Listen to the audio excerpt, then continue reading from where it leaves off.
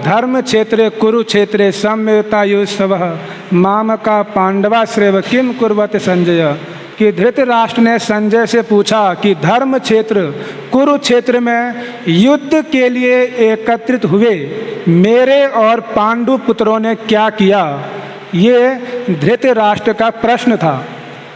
मतलब धृतराष्ट्र के प्रश्न से ही उनके मनोभाव का पता चलता है कि वास्तव में भाई कुरुक्षेत्र में एकत्रित हुए हैं तो स्वाभाविक बात है युद्ध करने के लिए हुए हैं। इतने लंबे दिनों से जो है आपस में कौरव की तरफ से जो है युद्ध के लिए जो है विचार बना हुआ है।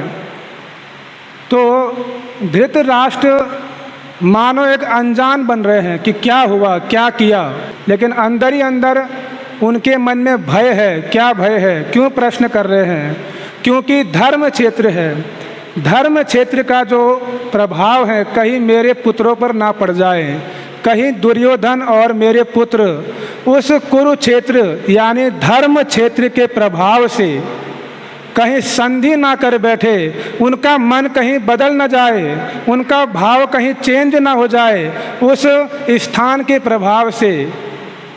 धृतराष्ट्र चाहते हैं युद्ध हो, लेकिन वो पूछ रहे हैं क्या किया, इसीलिए पूछ रहे हैं ताकि दुर्योधन का कहीं मन बदला तो नहीं, कहीं उसने अर्जुन के साथ संधि तो नहीं कर दी। ऐसी भावना से जो है धृतराष्ट्र प्रश्न करते हैं। तो संजय बतलाते हैं आगे के श्लोकों में कि कैसे जो है दुर्योधन अपने गुरु के पास गया। उनके गुरु कौन हैं? द्रोणाचार्य। उनको दिखलाते हैं कि हे आचार्य द्रोण, देखिए पश्यताम पांडुपुत्रम, कि पांडु पुत्रों में देखिए जितने भी योद्धा हैं वो सब किसके समान हैं? भीम और अर्जुन के समान हैं। जितने भी आप योद्धा देख रहे हैं दूसरे पक्ष में वो किसके समान हैं? भीम और अर्जुन के समान हैं। वहाँ भीम और अर्जुन से तुलना किया दुर्योधन ने अनेक योद्धाओं का कि एक एक योद्धा भीम और अर्जुन से कम मत समझना। तो दुर्योधन बड़ा राजनीतिज्ञ है, कूटनीति राजनीति उसको बड़ी अच्छी तरह आती है। तो द्रोणाचार्य को दिखला रहा है कि आप हल्के में मत लेना औरों को। आपको मैं पहले ही बता रहा हूँ कि जो आपको दिख रहे हैं सामने ये सब वो किसके समान है? सब एक एक योद्धा भीम और अर्जुन के समान हैं। तो फिर आगे जब पांडव पक्ष के योद्धाओं का नाम गिनाया, एक एक महारथी का नाम दुर्योधन ने गिना के बतलाया द्रोणाचार्य को।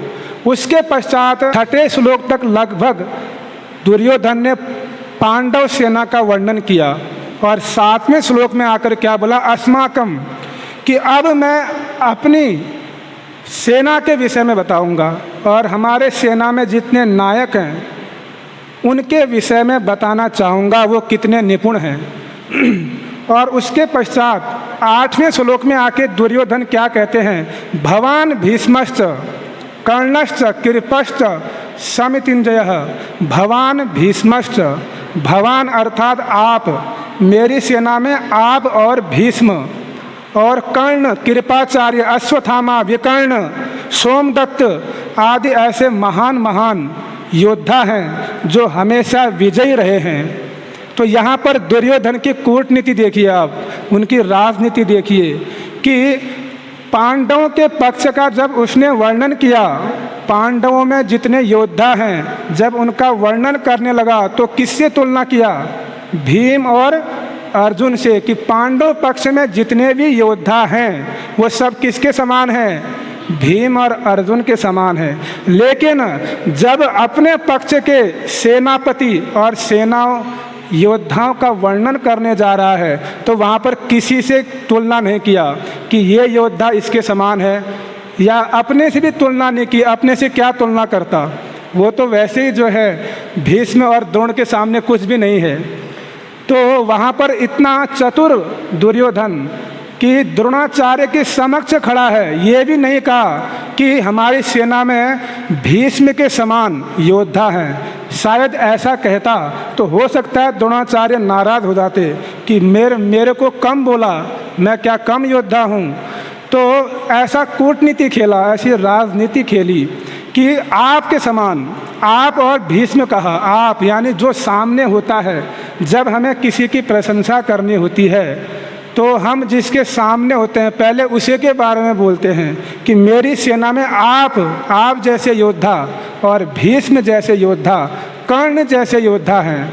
ऐसे दुर्योधन क्या कर रहा है, वर्णन करने लगता है, अर्थात किसी भी योद्धा की किसी अन्य योद्धा से तुलना नहीं कर रहा है ताकि कोई दूसरा नाराज ना हो जाए। तो इतना बड़ा कूटनीति, इतना बड़ा उसकी राजनीति दुर्योधन का।